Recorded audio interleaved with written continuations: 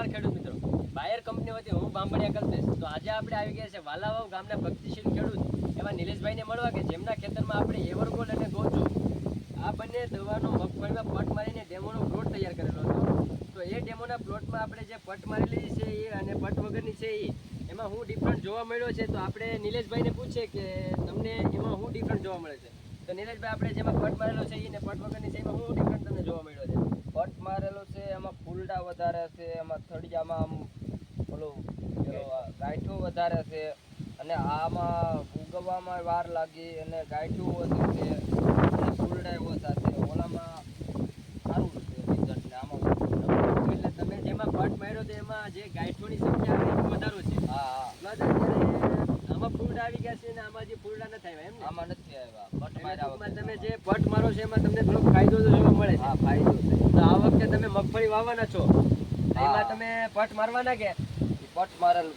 હા એટલે તમે આ વખતે બધીમાં પટ મારીને જ વાવવાના છો એમ ને? આ હા. એવરગોલ્ડ ને ગોચોનો. હા તો આપણે ખેડૂત મિત્રોને એક મગફળી ખેંચીને બતાવીએ કે ખરેખર ડિફરન્ટ જોવા મળે છે કે નહીં. તો આપણે એક મગફળી તો એમાંથી એક છોડવો ખેંચો, એક આમાંથી ખેંચીએ, બરોબર?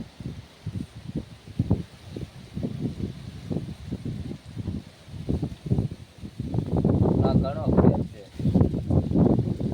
તમે જોઈ શકો છો કે આમાં આપણે પટ મારેલી છે એમાં ફૂલડા આવી ગયા છે, આમાં ગાંઠોની સંખ્યા વધારે છે. ને આ એક છોડવો ખેંચો કે જે હજી કુપોષણ છે. આજે આપણે બીજો એક છોડવો ખેંચી લઈએ. આ બીજો છોડવો આપણે ખેંચો, બરોબર? એની સામે પણ આપણો છોડવો છે એ હષ્ટપુષ્ટ અને ગાંઠોની સંખ્યા વધારે જોવા મળે. હજી આપણે એક છોડવો આમાંથી ખેંચી લઈએ કે જેમાં પટ આપણે મારેલો નથી. બીજો છોડવો ખેંચો, એની સામે પણ આપણો છોડવો ટૂંકમાં વધારે રક્ષણ અને વધારે સંખ્યા ગાંઠોની છે. અને તમે જોઈ શકો છોડવો હજી એક ખેંચી લઈએ આપણે. હજી તમે જોઈ શકો છો કે આમાં ગાંઠોની સંખ્યા જે પટ મારેલી છે એમાં જ વધારે છે. તો આપણે નિલેશભાઈને પૂછીએ કે આનો પટ મારવો જોઈએ કે નહીં. તમે ખેડૂત મિત્રોને શું ભલામણ કરશો? પટ મારવો જોઈએ, બહુ સારું રિઝલ્ટ આવે. તો નમસ્કાર ખેડૂતો, તો આપણે જે એવરગોલ્ડ અને ગોચોનો પટ મારેલો હતો તો એમાં તમને શું ફાયદા જોવા મળશે. જેમાં તમે ગોચોનો પટ મારશો તો તમારે મુંડાનું નિયંત્રણ થશે, તળકીડીનું નિયંત્રણ થશે. અને જે એવરગોલ્ડ છે ફૂગનાશક છે કે જેનો તમે પટ મારશો તો તમને કાળી ફૂગનું નિયંત્રણ મળશે. તમારે જે મગફળીની છે જે રાઇઝોબિયમની ગાંઠોની સંખ્યા વધારશે. રાઇઝોબિયમની ગાંઠોનું કામ છે તો કે હવામાંથી નાઇટ્રોજન ખેંચવાનું. તો જેવી નાઇટ્રોજનની ગાંઠોની સંખ્યા વધશે એવું જ નાઇટ્રોજન વધારે હવામાંથી ખેંચાશે.